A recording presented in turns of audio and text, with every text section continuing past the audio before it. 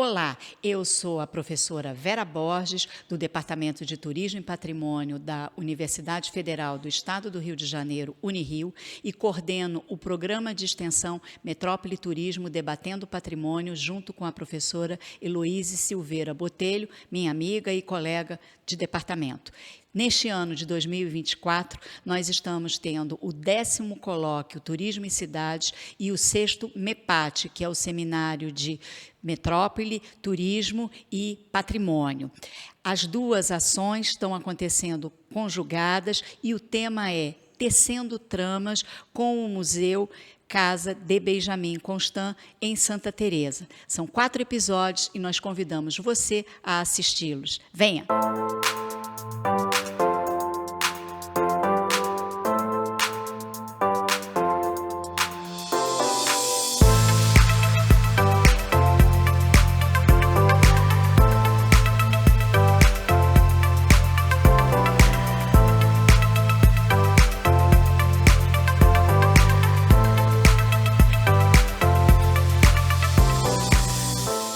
Aqui no Museu Casa de Benjamin Constant, no bairro de Santa Teresa, e estamos desenvolvendo uma ação de extensão e cultura a partir da gravação de 4 podcasts. O primeiro, eu tenho a companhia aqui de João Freitas, meu colega de departamento, e da museóloga Elaine Carrilho, e eles vão se apresentar agora para vocês. Olá, eu sou o professor João Freitas, sou professor do Departamento de Turismo e Patrimônio da Universidade Federal do Estado do Rio de Janeiro.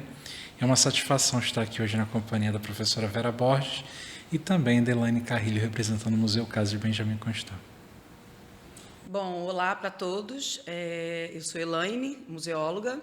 Eu sou responsável aqui pelo museu já há alguns anos e nós somos uma unidade do Instituto Brasileiro de Museus, né, que integra o Ministério da Cultura. Elaine, creio que seja interessante a gente começar a nossa conversa explicando o que é um museu casa. O que difere um museu casa de um museu convencional? Sim, isso é uma boa pergunta, João. De acordo com o ICOM, que é o Conselho Internacional de Museus, nós temos algumas categorias de museus, né? E o Museu Casa, por si, ele é um espaço, né, um local de moradia de alguma personalidade, de alguém que tenha se destacado em alguma área, que é o nosso caso aqui, né? Então, essa aqui foi a última residência do Benjamin Constant. Então, isso é o que caracteriza e diferencia, embora a gente tenha uma temática relacionada a museus de história, né? Porque a gente tem aqui uma questão histórica bastante forte, mas foi a residência do Benjamin Constant. E aí você tem uma série de representatividades, né? de criação de espaço, na verdade, de uma narrativa que busca retratar ou reconstruir os ambientes, né, de vida familiar, social, do Benjamin Constant e da família dele. Bem, quando nós nos referimos ao Museu Casa de Benjamin Constant, é muito comum aparecer uma marca identitária como a primeira casa da República. Como é que você, na condição de coordenadora dessa equipe que está aqui trabalhando, seja do educativo, né, e dos outros setores, como você poderia explicar essa identificação? Afinal, aqui é a primeira casa da República? Sim, Vera, essa é caracterizada, na verdade, reconhecida como a primeira casa da República, sim. E aí vale só contextualizar um pouquinho a atuação profissional do Benjamin. Benjamin Constant era, sobretudo, professor, né? Ele deu aula de matemática, né, em diversas escolas do Império, Escola Normal, Instituto Imperial dos Meninos Cegos e na Escola Militar. Então, na Escola Militar, ele teve contato com jovens oficiais, né, da época, que, insatisfeitos com a situação, né, do Exército, no regime até então, né, na monarquia, começaram um movimento, né, de se reorganizarem e instituírem um novo regime, que seria o regime republicano.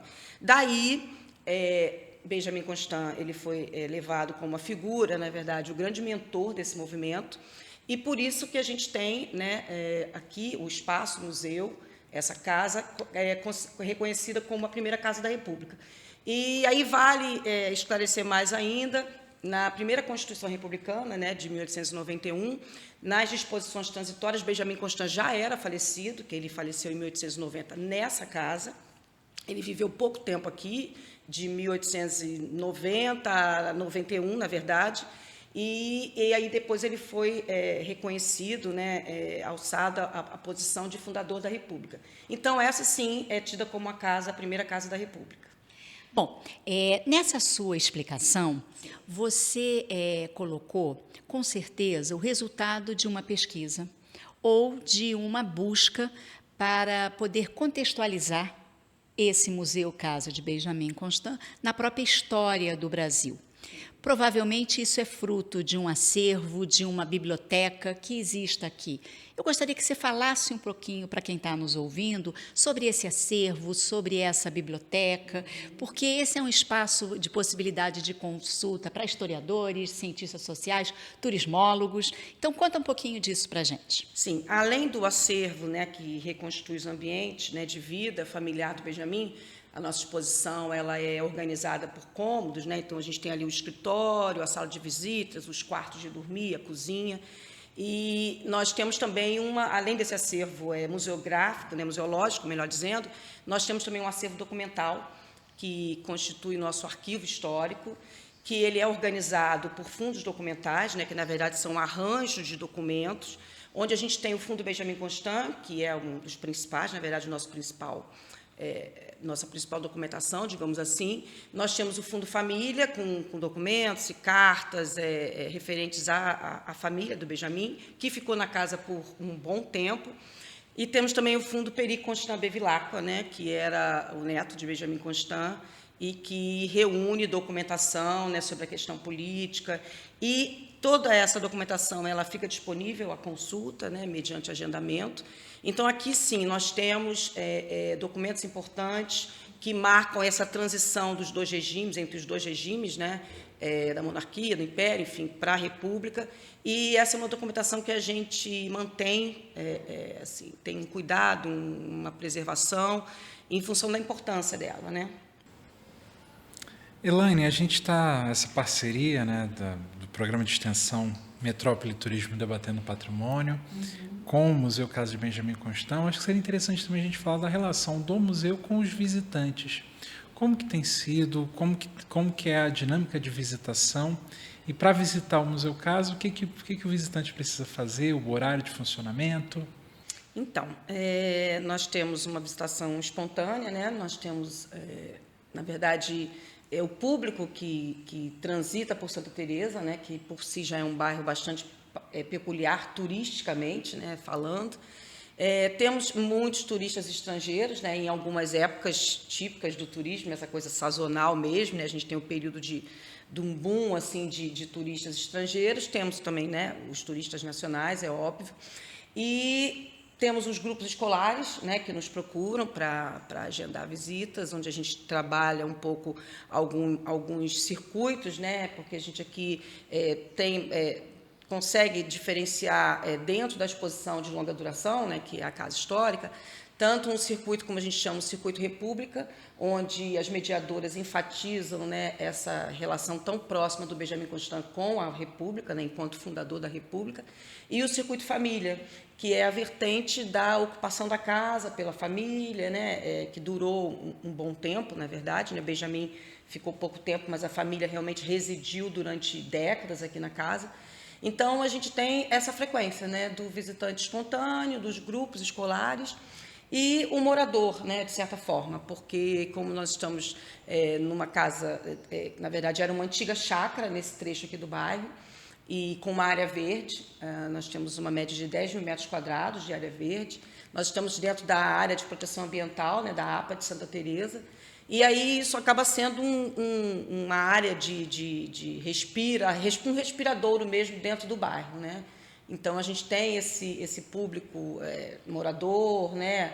As mães com os bebês, nós temos os animais domésticos que só podem circular aqui dentro do parque com a coleira. E, então, eu tenho essa vivência também, de ser meio que um pouco um quintal de casa, né? Digamos assim, para o morador, né, do bairro. É interessante, o nome do Benjamin Constant, por conta do Instituto Benjamin Constant, acaba sendo muito ligado a questões de acessibilidade e inclusão. E a gente sabe que no Museu Casa, uma casa histórica convertida em museu, nem sempre é tão fácil atender essas questões. E que ações o Museu Casa de Benjamin Constant tem tomado para se tornar mais acessível e mais inclusivo a maior parte do público? Então, a questão da acessibilidade é uma questão que permeia a própria atuação do Benjamin Constant, se a gente for pensar lá atrás, né, desde a atuação dele como professor. Como eu disse, ele lecionou em diversas escolas do Império, mas uma em especial, né, marcou bastante a trajetória dele como professor, que foi o Instituto Imperial dos Meninos Cegos, que hoje vem a ser o Instituto Benjamin Constant, que eu aproveito aqui a oportunidade para esclarecer que não tem nada a ver aqui com o museu, ou seja, a gente tem relações temáticas importantes, né, uma relação temática importante, mas nós somos vinculados, aqui foi a residência do Benjamin, né, então nós somos vinculados ao Ministério da Cultura. E o Instituto Benjamin Constant, que é uma escola, é vinculado ao Ministério da Educação. E, então, a questão da acessibilidade para o Benjamin, como eu havia dito, ele lecionou para os deficientes visuais lá no século XIX. E ele adaptou o Braille para ensinar matemática. Então, hoje a gente tem esse compromisso com a questão da acessibilidade e os espaços públicos, né, de cultura, de educação, têm isso muito... Temos que realmente atender cada vez mais a essa demanda, mas isso já para nós já é uma questão muito relacionada. Então, na prática, o que a gente tem, né? Nós estamos em parceria, né, fechando uma parceria com o Instituto Benjamin Constant, onde a gente está tendo um apoio da equipe, né, técnica em relação à questão do Braille, então, tanto da gente produzir material em audiodescrição, né, para que a gente possa atender a essas diferenças, né, a essa diversidade de público, e também a inclusão do Braille. Nós temos um projeto que está em fase de implantação, da gente realmente ter legendas em Braille, painéis em Braille, para que a gente possa acessar esse público. Algumas peças que permitam a questão tátil, né, então seria uma maquete tátil, ou seja, a gente vem, de certa forma, já há um tempo, buscando essa questão da acessibilidade, da inclusão. Em relação à acessibilidade física, e aí já é mais difícil quando você fala, né, que é uma casa histórica, então o desafio é muito maior, porque a maioria dos museus são casas que são transformadas em museu e casas tombadas, né, pelo Instituto do Patrimônio Histórico, onde as modificações precisam ser autorizadas, né, primeiro muito pensadas, discutidas, depois autorizadas pelo IPHAN.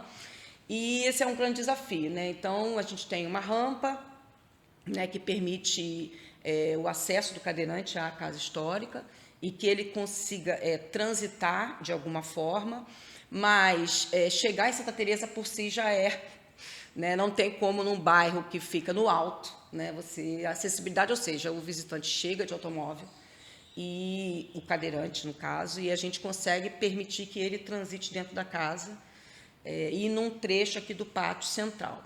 Mas a acessibilidade é um grande desafio para a gente. Também temos um projeto paisagístico, né, do nosso parque, onde nós estamos, na verdade, pretendendo, na verdade, já tem o projeto, de um jardim sensorial. E aí também é uma questão que dá para a gente trabalhar com as escolas, com as crianças, despertando isso desde essas possibilidades de sensações, né, desde cedo.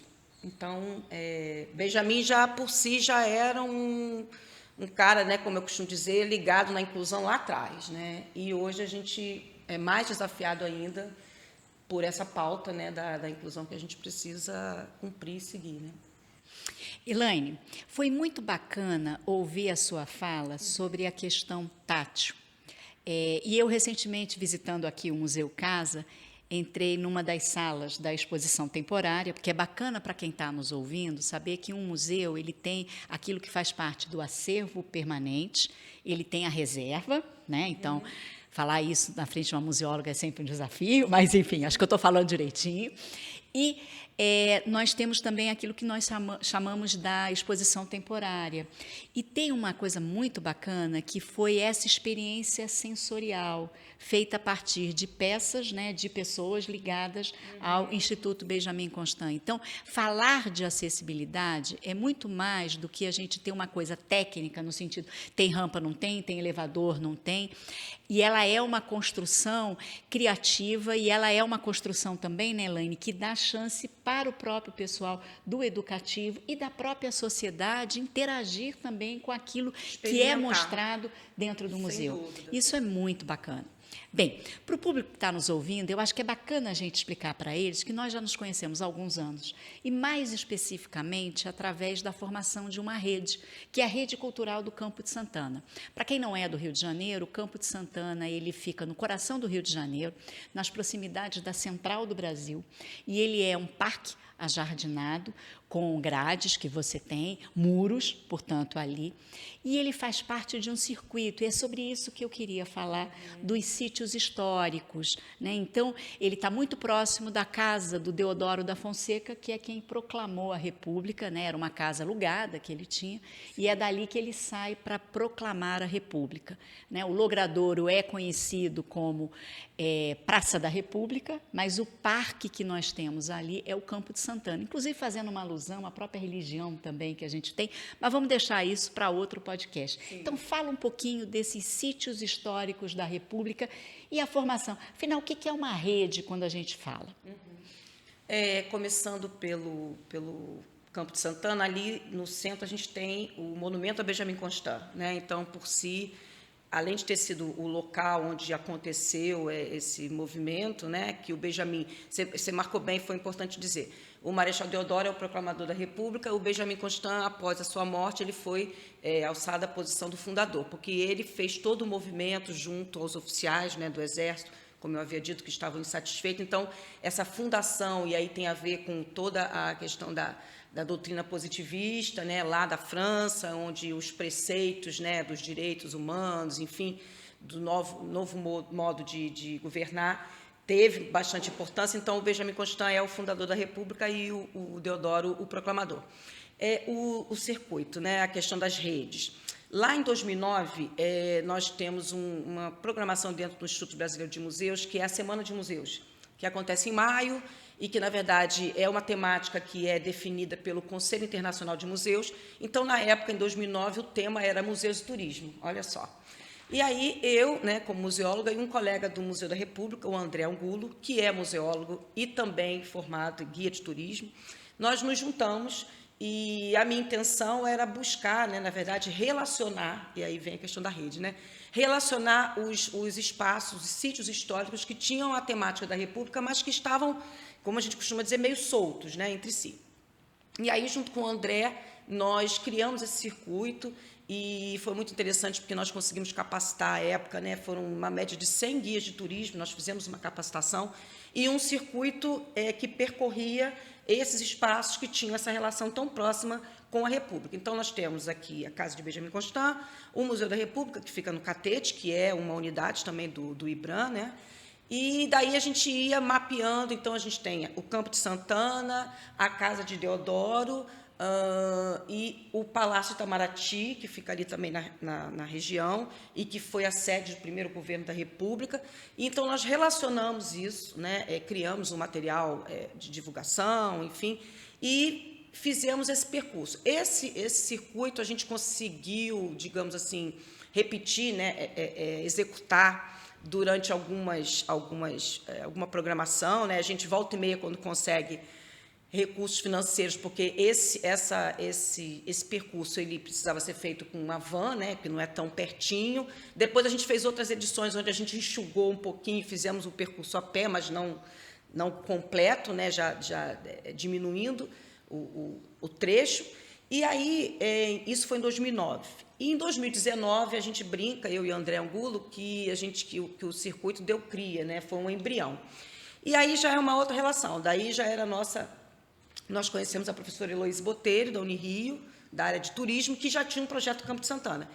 E Campo de Santana é esse que é muito caro para nós com a temática da República. Então, a gente foi para o Campo de Santana e começamos a mapear o que tinha em torno do Campo de Santana e que também não conversava, né, as instituições. Então, ali a gente tinha a Casa da Moeda, o Arquivo Nacional, a Casa de Deodoro, o antigo Arsenal de Guerra, hoje o Ministério, né, do Exército, e alguma outra coisa que eu não estou me lembrando, mas nós chamamos atenção para esse espaço, e aí a gente criou essa rede cultural do Campo de Santana. Fizemos também, né, o percurso, contactamos essas instituições todas. E aí, isso é o trabalhar em rede, né, para nós. É a gente relacionar, porque museu e turismo acabavam, na época, lá em 2009, a gente discutia isso, funcionavam separadamente, e quando, na verdade, você tem muito... E o André Angulo, né, eu falo aqui dele, porque ele realmente é uma grande figura, ele aglutina muito bem isso, né, por ser guia, por ser museólogo. Então, acho que é isso, o trabalhar em rede, né, você relacionar, né, aglutinar esses espaços que têm tudo a ver e que acabam sendo visitados de forma separada, né, e eles têm uma relação que agrega, né? Sim. Valor, né? E fazer essa costura e criar essa trama de pessoas, eu penso que é algo bastante importante, principalmente quando estamos aqui numa ação de extensão, porque produzimos muito na sociedade, produzimos muito nos espaços museais, mas não necessariamente as pessoas sabem aquilo que fazemos. Então, essas oportunidades, elas são oportunidades que nós damos retorno à sociedade civil daquilo que é investido com o dinheiro público. Sim, então, e a relação com a universidade, que você falou, para nós, museus, né, que também somos espaços de pesquisa, a gente está, inclusive, tendo que reafirmar e comprovar que nós somos espaços de pesquisa, sim, nós produzimos conteúdo, sim, pesquisa, sim. Para nós, essa relação com a universidade foi a época que nós conhecemos a professora Heloísa Botelho, é realmente necessário, porque é isso, né? O museu tem a sua importância, mas ele precisa ser provocado pela universidade, né? Porque senão a gente faz os nossos projetos aqui, a gente tem a nossa função aqui, né? Toda a mediação, trabalho com escola, mas a universidade realmente vem complementar, eu acho que essa junção com o projeto de extensão, né? E isso, para nós também, né, Vera, é a questão da gente ter um acordo de cooperação técnica, que também amarre isso, né? Isso para a gente é importante, não somente as ações que a gente faça esporadicamente, mas acho que o acordo, ele sela bem isso, né? É importante para vocês, para nós, muitíssimo também. Então, é isso. Eu só acredito em trabalhar em rede, eu não acredito muito separado disso. Precisamos sair dos nossos quadrados e formar círculos, né? E círculos né? Ninguém larga a mão de ninguém, não é isso? Mais ou menos isso. Aqui no bairro também, aproveitando, né, a oportunidade, a gente também tem que fazer um exercício de trabalhar em rede no bairro de Santa Teresa, porque não parece, mas as coisas a gente tem aqui vizinho a nós, a Casa de Laurinda, que é da prefeitura, né? Também no bairro nós temos outra unidade museológica do IBRAM, que é a Chácara do Céu, que fica ao lado do Parque das Ruínas, que é da prefeitura. Então, assim, nós temos as instituições públicas aqui dentro, eu relacionei esses 4, que seriam 2 federais e 2 municipais, né? Tem também um espaço da Funarte aqui, que é federal, e a gente tem as outras ações do bairro, né? Então, a gente tem projetos sociais, a gente tem ONGs, né? A gente tem a associação a AME Santa, que é a associação que é o Polo Gastronômico e Cultural de Santa Teresa, que são os restaurantes que se reuniram e começaram a atuar para além da questão comercial, né?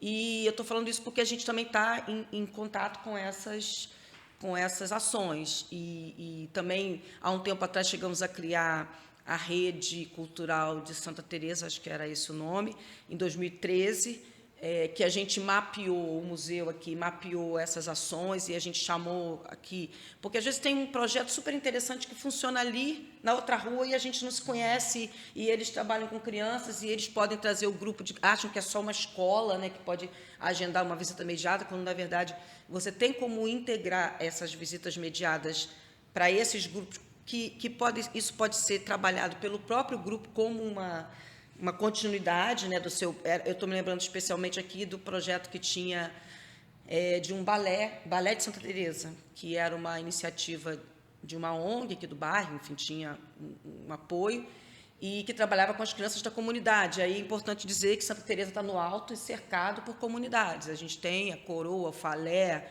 Morro dos Prazeres, e ações que acontecem nesses lugares.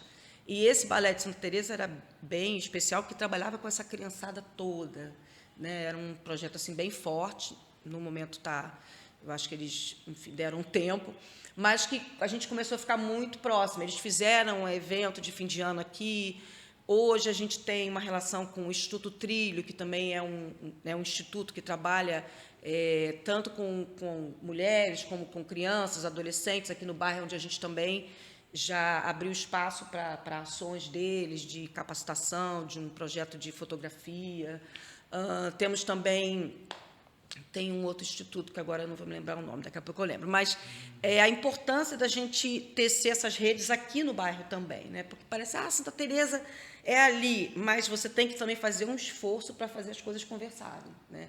Eu falo muito, especificamente, nós estamos na esquina do Centro Cultural Laurinda, e eu bati lá para conhecer a diretora e dizer, olha, né, vamos funcionar junto, vamos trocar programação, vocês divulgam a nossa, a gente divulga de vocês, né?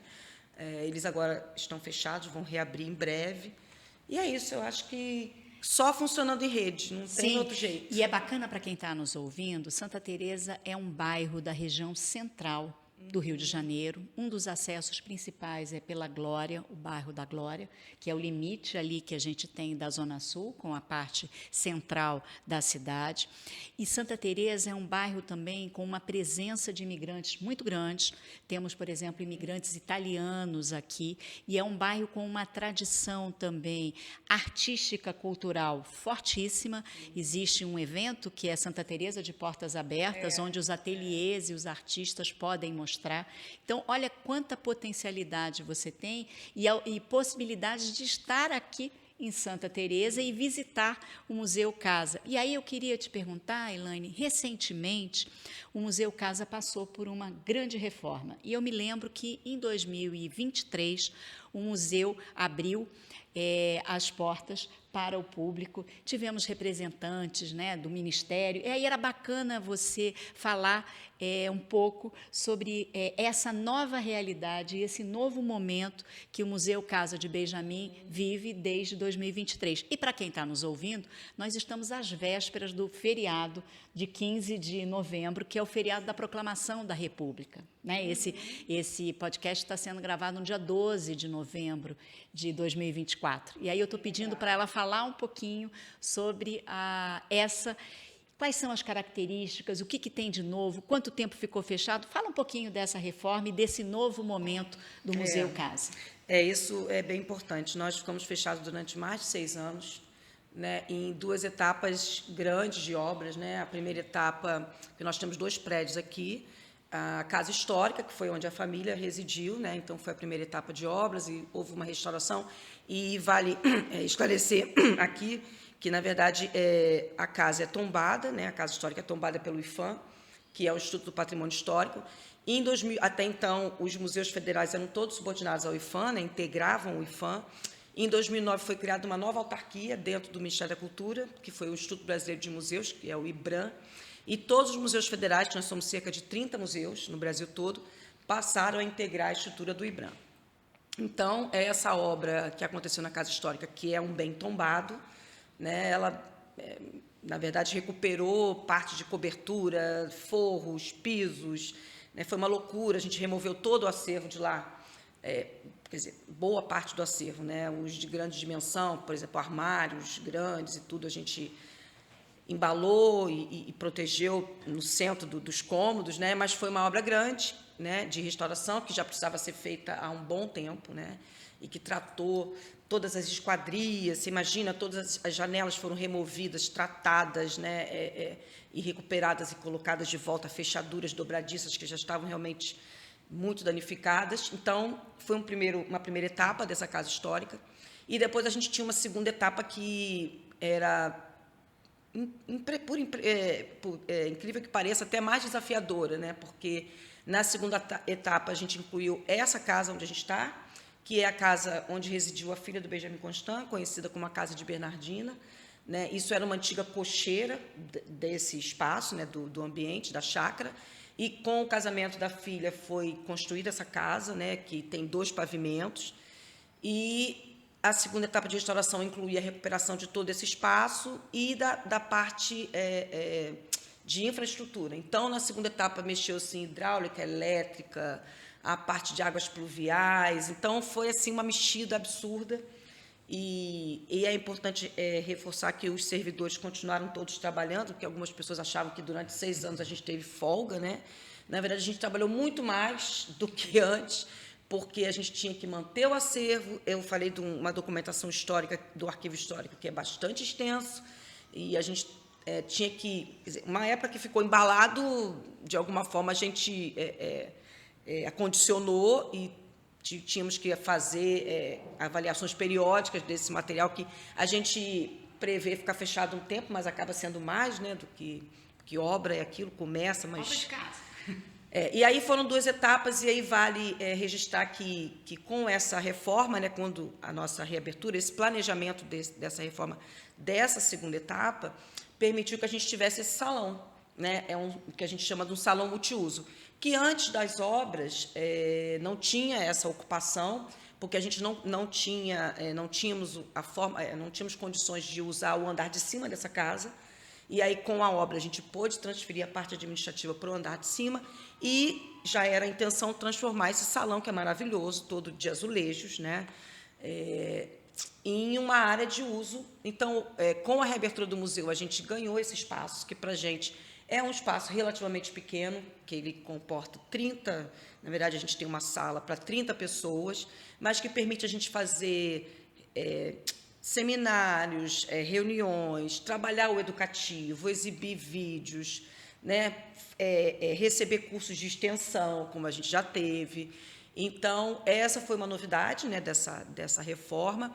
E na área externa também, nós construímos uma área de percurso para os pedestres, na Alameda de acesso, uma rampa que permite ao visitante acessar o trecho inferior aqui do terreno, onde a gente tem um projeto paisagístico que pretende transformar em áreas de estar, né, para piquenique. Ainda não foi executado esse projeto, está orçado, mas a gente não teve recursos.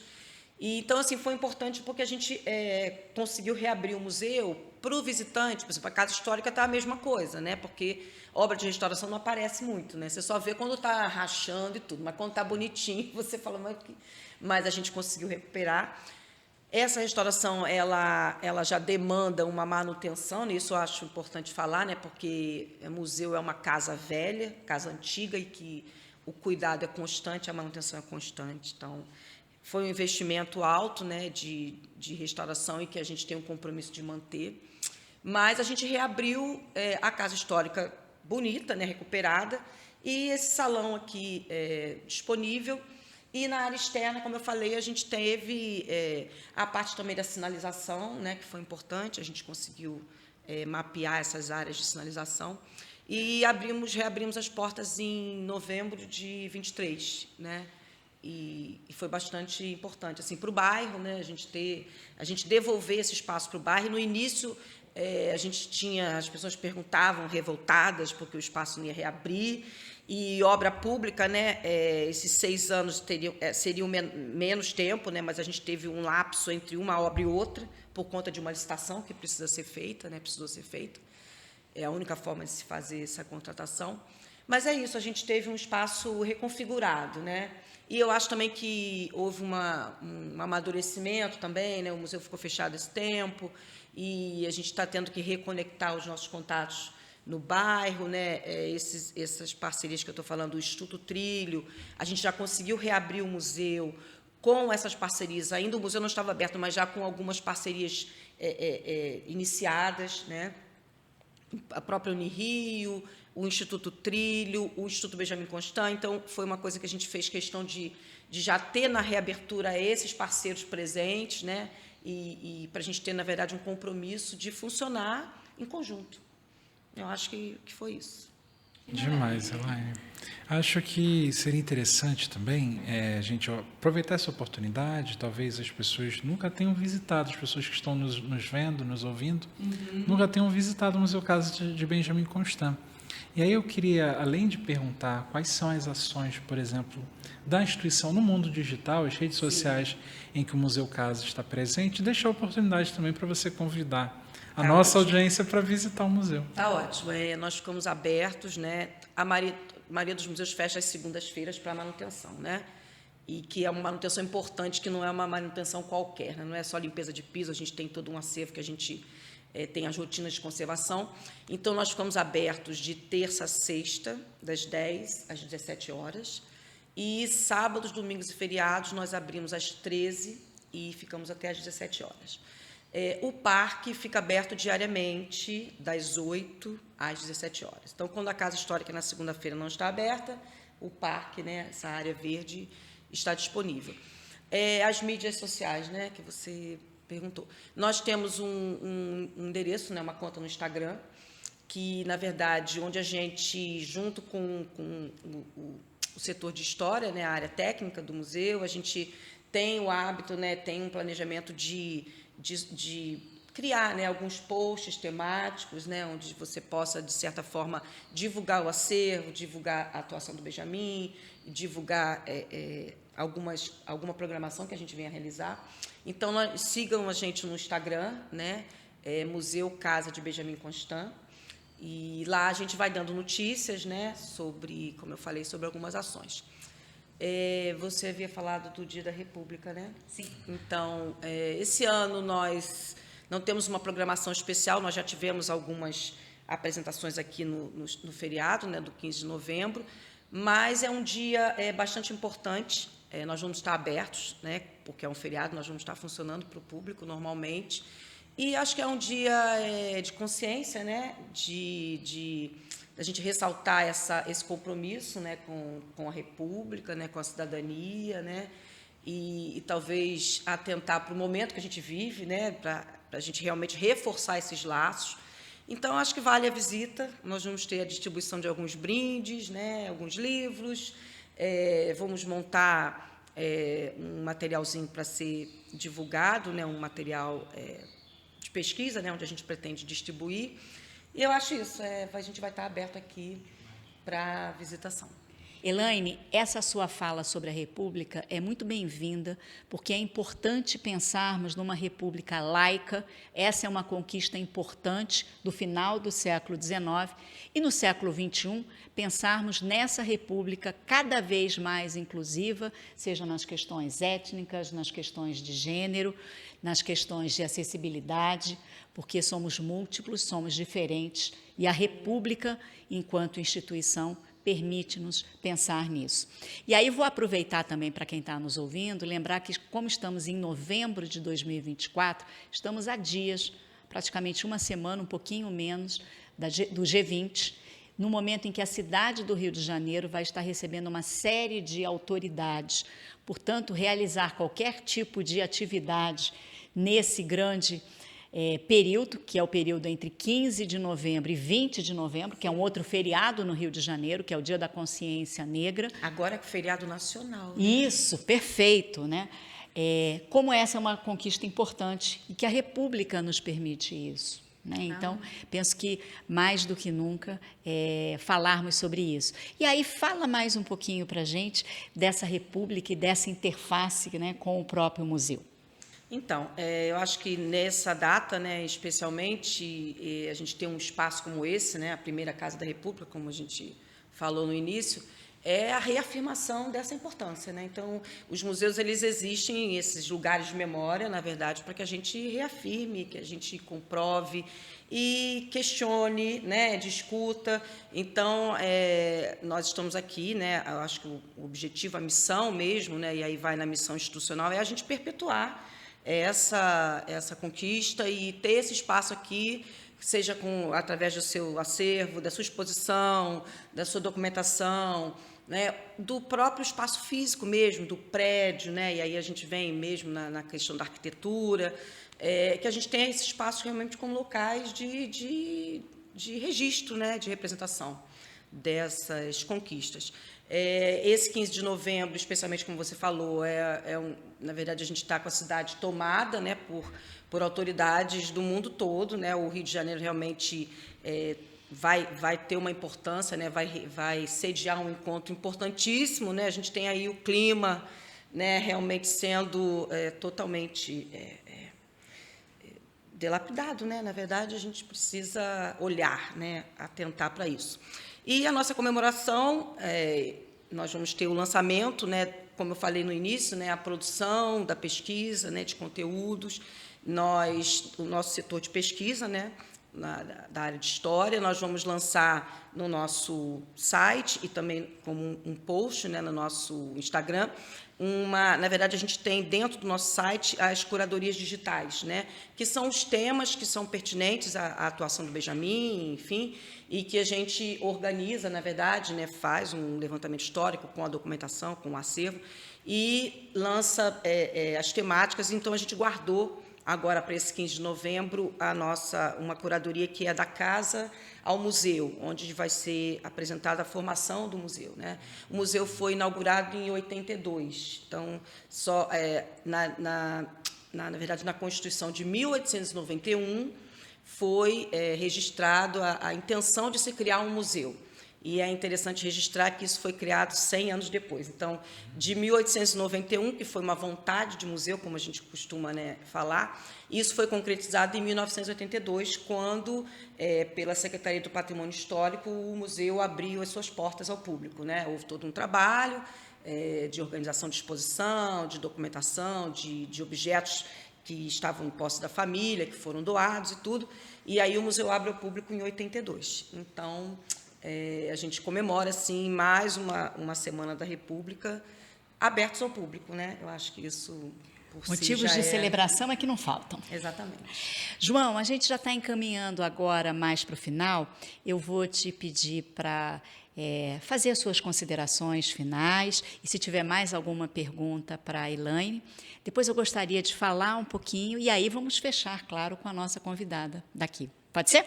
Só agradecer, Elaine, a sua participação, foi ótimo poder ouvi-la. E também reiterar esse convite à nossa audiência, quem estiver ouvindo, vendo a gente, que visite não só o Museu Caso Benjamin Constant, mas as outras instituições museológicas no Rio de Janeiro ou na cidade que residir. E agradecer novamente sua colaboração, espero que temos outras oportunidades para trocar.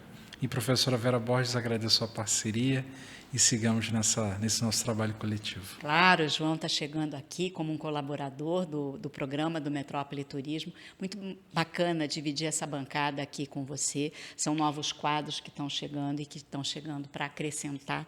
Isso é muito importante.